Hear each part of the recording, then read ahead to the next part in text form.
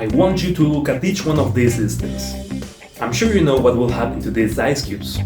To this poor egg in free falling. Or to this coffee as time goes by. What's interesting is that all of these systems have something in common. They are changing until eventually they settle into equilibrium. The egg spread out across the pan, the coffee was uniformly mixed with the water, and the ice cubes melted. In all three cases, entropy increases until it reaches its maximum value. Although, what does entropy measure and why does it always increase? Be ready, because in this video we will answer: what is entropy?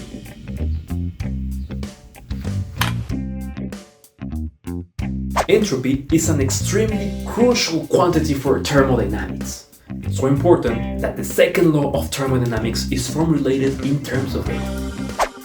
Rudolf Clausius defined it as a quantity that measures the heat exchange in an ideal system at a given temperature.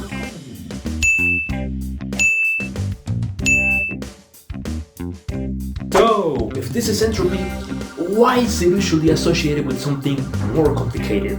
Well, that's because entropy is way more complicated than that. We are analyzing Clausius' interpretation of entropy, which is macroscopic. But to understand entropy, we have to go way smaller, into the atom. Who could help us with that, you might be asking? Well, ladies and gentlemen, allow me to introduce you to Ludwig Boltzmann, one of the defenders of the atomistic formulation of entropy. Let's make some noise for him! Boltzmann agreed to explain the entropy of a system, like these ice cubes, in terms of the molecules that make up those ice cubes, or even smaller, in terms of the atoms that make them up. The problem with the atomistic formulation is that it's a probabilistic theory. Apparently, we cannot be fully certain about an outcome. If atomistic entropy were probabilistic, then it is a quantity that almost always increases, but maybe, rarely, there's a chance that it could decrease. What a problem! How could you say that a physics law, the second law of thermodynamics, where entropy is supposed to always increase, sometimes could be valid, and sometimes not?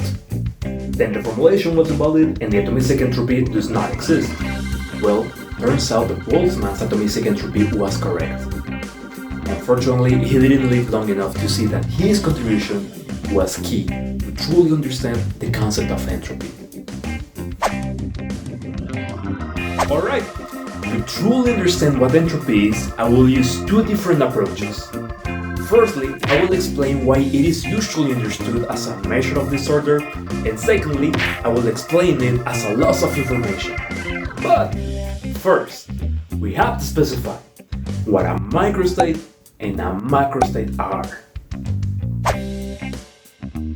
The formulated equation based on Boltzmann's ideas for an atomistic entropy is the following.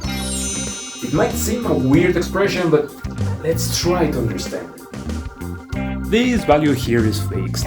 It's a number, the Boltzmann constant.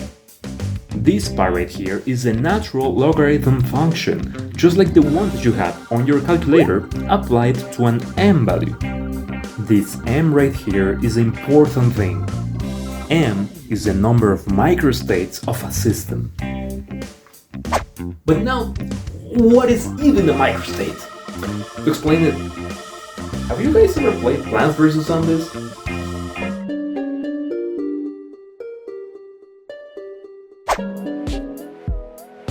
Our goal is simple. Plant these little fellas on our lawn to avoid the zombies reaching our home to eat our brains. This plant arrangement is a microstate.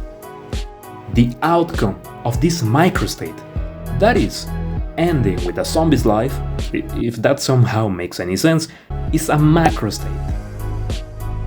Microstate, macrostate. One observes that this plant's arrangement stops the zombie in time, But this other arrangement does as well. It's a different microstate that retrieves the same macrostate. So does this one, and this one. But this microstate gives a different outcome. It's a possible microstate, because nothing prevents us from arranging our plans like this. But we end up with a different macrostate.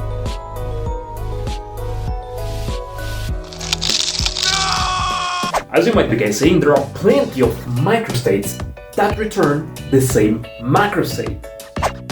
For example, there are plenty of ways to arrange water molecules to obtain liquid water. So if I arrange the water molecules like this, I have liquid water. If I arrange them like this, I also have liquid water. And so on, and so on, and so on. The funny thing is that the macrostates that we usually find in nature are the ones that have more microstates to build them up. And entropy is like counting how many microstates can form a specific macrostate. Several microstates make up this cube, meaning there are many ways to arrange water molecules to form a cube with these features. Let's say this cube has an entropy 1. The water molecules are arranged in such a way that water remains frozen in this structure. However, when the ice cube melts, the water particles will disarrange until they form liquid water. In this other liquid water state, the system has an entropy 2. Entropy in this state is greater than the cube's entropy, because more microstates can form liquid water compared to the ones that can form ice cube. This is entropy understood as a measurement of disorder. But if we want to be a little bit more objective, it's objective to speak about order and disorder. If you burn a sheet of paper, it will turn into ashes. Which state was more arranged? Is it the paper in a perfectly rectangular shape? Or is it maybe the ashes gathered in a small region? Depending on who you ask, you might get a different answer. Entropy can sometimes be understood as a measure of disorder, but it's complicated to distinguish which state is more arranged than another. That's why it's better to understand it as a measure of loss of information. For the ice cube, we start in a system where we have the information on the position of certain particles, like the ones on the top. But once it melts, we have no idea where those particles ended up. Entropy increased, and we lost information. In the case of paper, it starts mostly made of cellulose. After burning it, it loses its molecular structural information, which has now become carbon dioxide, water, and other products.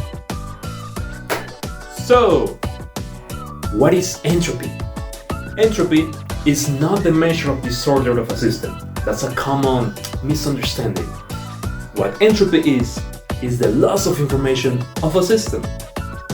We can also say entropy is closely related to the number of microstates that form a particular macrostate. Great! We already solved 2 of the 3 questions posed at the beginning, but we still have to answer. Why does it always increase until it reaches equilibrium? That's because it's more likely to happen. The macrostates that we observe in nature are the ones that have more microstates to form them. It's more likely to observe them because there are more possibilities to build them. When you toss a coin 1000 times,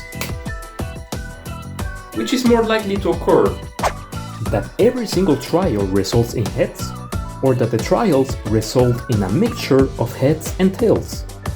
There's no restriction for the fully headed outcome to appear, but let's be honest, it's so unlikely that it might not happen.